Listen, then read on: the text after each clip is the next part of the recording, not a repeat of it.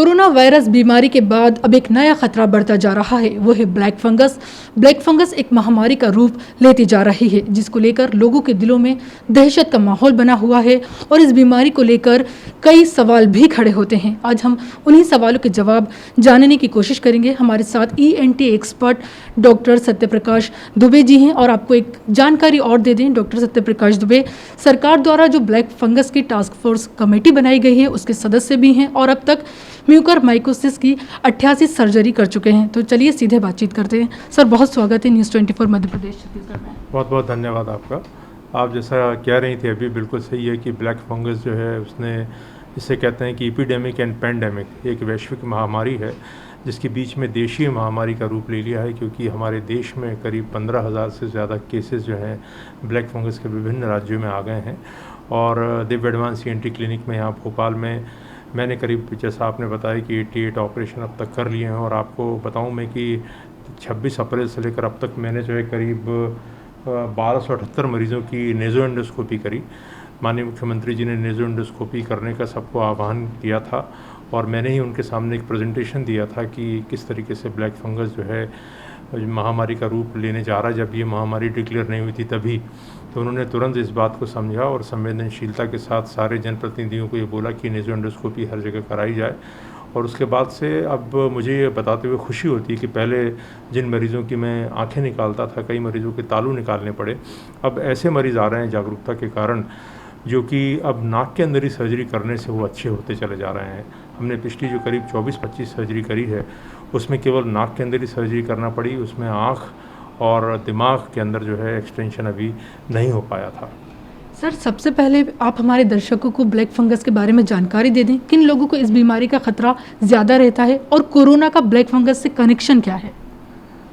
जिन लोगों को कोरोना हुआ है उनको ही ब्लैक फंगस होगा, ये तय बात है। और ये सारे देश के अंदर विभिन्न विशेषज्ञों ने, कई वेबिनार में मैं भी शामिल रहा, उसके अंदर ये बात सिद्ध होकर सामने आई है कि जब शरीर की इम्यूनिटी या प्रतिरोधक क्षमता जो है इतनी कम हो जाती है कि ब्लैक फंगस जो है या इसके जो स्पोर्स रहते हैं, म्यूकरमाइकोसिस के स्पोर्स जो आपके और हमारे शरीर में भी रहते हैं और वातावरण में भी रहते हैं, जब किसी शरीर की इम्यूनिटी कम होती है तभी ये उस पर आक्रमण करते हैं। ये देखा गया है कि जो कोरोना वायरस रहता है वो शरीर के लिम्फोसाइट जो रहते हैं उनकी संख्या में कमी ला देता है। और ये भी देखा गया है कि जो इंसुलिन प्रोड्यूसिंग सेल हैं, बीटा 2 सेल जो हैं, उनके अंदर भी ये आक्रमण करता है। इसी कारण से जितने भी मरीज़ मेरे यहाँ जो ऑपरेट हुए 88 मरीज़, उसमें से सभी के सभी डायबिटिक थे। तो कहीं ना कहीं जिन लोगों को कोरोना संक्रमण हुआ है उनको ये ब्लैक फंगस हो रहा है। कई बार लोग ऐसी घटनाएं भी सामने, लोग कह रहे हैं कि हमको कोरोना नहीं हुआ तो भी ब्लैक फंगस हो गया। हमारे यहाँ भी 2-3 मरीज ऐसे आए थे, लेकिन जब हमने कुरेद कर उनकी हिस्ट्री पूछी तो पता लगा कि उनको सर्दी या जुकाम पहले हो चुका था। कहने का मतलब, हो सकता है कि आपको कोरोना छू कर चला गया हो, आपको इसकी जानकारी ना हो, लेकिन बिना शरीर की इम्यूनिटी कम हुए, बिना कोरोना वायरस के संक्रमण हुए म्यूकरमाइकोसिस या ब्लैक फंगस का होना मुमकिन नहीं है। सर, ब्लैक फंगस के सिम्टम्स क्या हैं और इससे पहले प्राथमिक तौर पर इस बीमारी को पकड़ा कैसे जाए कि ब्लैक फंगस के सिम्टम्स हैं? बहुत ही सही सवाल उठाया आपने कि जैसे ही मरीज़ के नाक के अंदर जो है बहुत ज़्यादा क्रस्ट बनने लगे, अब नाक के अंदर पपड़ी जमने लगे, उसके प्रारंभिक लक्षण यही होता है। बाद में अगर नाक ठसने लगे, कई बार चेहरे के अंदर यहाँ पर सुन्नपन आने लगे और कई बार अपने आँख के अंदर दर्द होने लगे, कई बार आँख के पीछे तेज़ दर्द होने लगे और कई बार नाक से जो डिस्चार्ज आता है वो ब्लड में आए, तो आदमी को तुरंत सजग हो जाना चाहिए कि कहीं मुझे ब्लैक फंगस तो नहीं है। इसके लिए सबसे अच्छी जांच करने वाला व्यक्ति जो है वो ENT सर्जन होता है। आप अपने ENT सर्जन के पास जाएं, उससे नेज़ो एंडोस्कोपी कराएं और 99% केसेस के अंदर नेज़ो एंडोस्कोपी करने से ENT सर्जन ये समझ जाता है कि ब्लैक फंगस है अथवा नहीं। बाद में आवश्यक जांच कराते हैं जिसको बोलते हैं MRI या QS स्वैब कराते हैं, जिससे ये चीज़ पुख्ता हो जाती है। और उसके बाद जो प्राइमरी ट्रीटमेंट है वो है सर्जिकल डिब्राइडमेंट। कई बार हम सर्जरी जब पेशेंट को बोलते हैं तो पेशेंट चला जाता है, बाद में 5-7 दिन बाद आता है तो बीमारी बहुत बढ़ जाती है। मैं दर्शकों को बताना चाहूँगा कि इमीडिएटली आपको सर्जरी जैसे ही डॉक्टर बताए, डिब्राइडमेंट बताए, आपको कराना चाहिए और उसके बाद जो है इंजेक्शन लगवाना चाहिए, जिससे फिर ये बीमारी पूरी तरीके से ठीक हो जाती है। हमारे कई मरीज़ जो हैं पूरी तरीके से अच्छे हो गए। सर, देखा जा रहा है कि इस बीमारी में जो इंजेक्शन एम्फोटेरेसिन B का इस्तेमाल किया जा रहा है तो उसकी किल्लत भी देखी जा रही है, तो इसका दूसरा उपाय क्या है? क्या उससे बचाव हो सकता है? देखिए, ये बात सही है कि एम्फोटेरेसिन B की किल्लत पूरे देश में बहुत थी, लेकिन मुझे बताते हुए खुशी होती है क्योंकि मैं टास्क फोर्स का मेंबर भी था। हमारे यहाँ जो हेल्थ कमिश्नर हैं मिस्टर आकाश त्रिपाठी जी, उन्होंने खुद कंपनी से बात करी। पहले 12,000 टैबलेट बुलवाई, बाद में 2,000 टैबलेट आई जब तक इंजेक्शन नहीं आ रहा था, और उसके बाद इंजेक्शन आने लग गए हैं। अभी कुछ ही दिनों में सारे नर्सिंग होम को इंजेक्शन सप्लाई हुए। और मुझे ये भी बताते हुए खुशी होती है कि मध्य प्रदेश में 2 जगह जो है इंजेक्शन बनाने की प्रक्रिया भी शुरू होने वाली है। तो मुझे लगता है कि बहुत ही जल्दी इंजेक्शन मिलने लग जाएंगे। एक और इंजेक्शन होता है जो थोड़ा टॉक्सिक होता है, लेकिन वो भी मरीज़ों को दिया जा सकता है। अभी हाल कमिश्नर ने वो भी इंजेक्शन जो है मंगवाए हैं। बड़ी संख्या में इन मरीज़ों को वो इंजेक्शन दिए जाएंगे, जिससे उनकी जो दवा का डोज है उसमें नागा ना हो। लेकिन हाँ, इन इंजेक्शन को देते समय हमें ये उन मरीज़ का किडनी फंक्शन टेस्ट बराबर करते रहना पड़ेगा। कई ऐसे मरीज़ हैं जिनको लाइफोलाइज्ड एम्फोटेरिसिन बी दिया गया और उन्होंने अच्छी तरह उसको टॉलरेट किया। तो बीच बीच में जब तक लाइपोसोमल एम्फोटेरिसिन बी जिसकी कमी है वो नहीं आता है, ये इंजेक्शन में पर्याप्त मात्रा में सरकार ने बुला दिए हैं, वो देंगे। तो मुझे लगता है कि मरीज़ों का उपचार अच्छी तरीके से हो पाएगा। सर, एक ज़रूरी सवाल, क्योंकि जो लोग अभी कोरोना के पेशेंट हैं और होम आइसोलेशन में हैं, तो उनको क्या सावधानी बरतने की ज़रूरत है? आप उन्हें क्या सलाह देंगे? बहुत सही सवाल पूछा है आपने। जैसा कि मैंने आपको बताया कि मैं टास्क फोर्स का मेंबर हूं, तो हमने करीब 23 जिलों के अंदर नोडल अधिकारी नियुक्त कर दिए हैं। धार जिले के अंदर कल ही जो है एक नेज़ो एंडोस्कोप लॉन्च हुआ है और वहां पर लोग कर रहे हैं। वहां पर धामनोद से एक डॉक्टर हैं, डॉक्टर पाटीदार, वो वहां पर जाकर एंडोस्कोपी कर रही हैं। जबलपुर के अंदर डॉक्टर हैं, वो एंडोस्कोपी कर रहे हैं। आने वाले शनिवार को हम जबलपुर के अंदर एक इसी तरीके का सेंटर खोलने जा रहे हैं जिसके अंदर नेज़ो एंडोस्कोपी होगी। दमोह के अंदर ऑलरेडी नेज़ो एंडोस्कोपी हो रही है। सारे करीब 23 प्राइवेट डॉक्टरों से विभिन्न जिलों में ये बात करी गई है और वो पिछले 15 दिनों से, जब से मुख्यमंत्री जी ने आह्वान किया है, लगातार नेज़ो एंडोस्कोपी कर रहे हैं। और मरीज़ इसीलिए अब ज़्यादा से ज़्यादा संख्या में अर्ली स्टेज में पकड़ में आ रहे हैं। मेरी हेल्थ कमिश्नर साहब से भी बात हुई थी। करीब 33 जिले ऐसे हैं जहाँ पर ENT सर्जन पदस्थ हैं, वो लोग भी नेज़ो एंडोस्कोप को टेंडर कर रहे हैं और वहाँ पर सब जगह नेज़ो एंडोस्कोप सप्लाई करेंगे।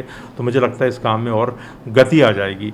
बड़वानी जैसे ज़िले के अंदर जो है वहाँ के कलेक्टर ने खुद से इनिशिएटिव लेकर वहाँ पर इमीडिएटली जो है नेज़ो एंडोस्कोपी शुरू करवा दी थी।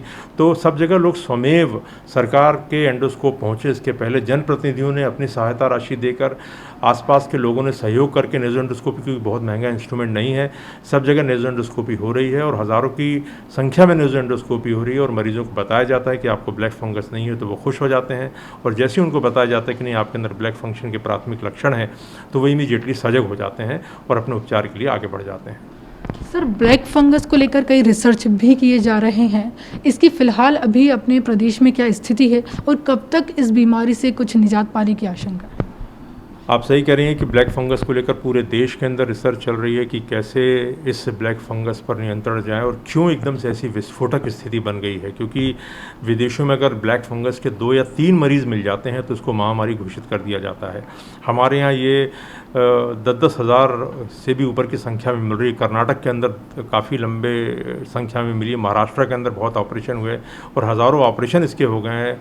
जयपुर मेडिकल कॉलेज में ऑपरेशन हो रहा है। हमारे गांधी मेडिकल कॉलेज के अंदर जो है डेली 10 से 15 ऑपरेशन हो रहे हैं। इसके बावजूद भी मरीज़ बराबर आते जा रहे हैं। तो इसके बारे में शोध चल रहा है कि ये वायरस ही कुछ ऐसा है क्या जिसने शरीर की इम्यूनिटी कम कर दी, डायबिटीज़ बढ़ा दी, जिस कारण से लोगों को ब्लैक फंगस ज़्यादा हो रहा है।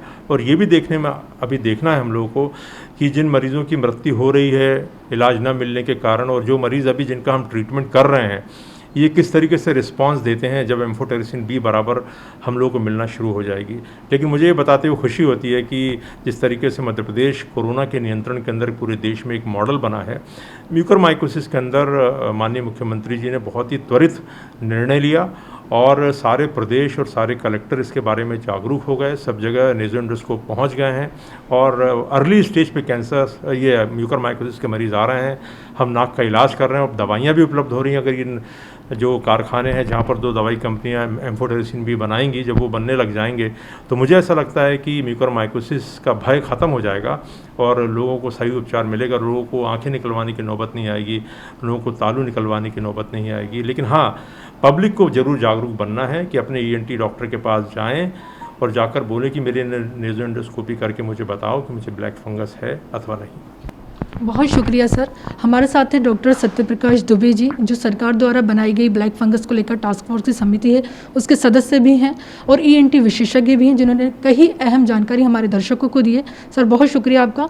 तो डरने की ज़रूरत नहीं है, घबराने की ज़रूरत नहीं है, पैनिक बिल्कुल ना हो। ENT सर्जन के पास जाएँ और अपनी बीमारी उनसे सलाह लें। कैमरामैन राघवेंद्र पांडे के साथ सदफ हामिद, न्यूज़ 24 भोपाल।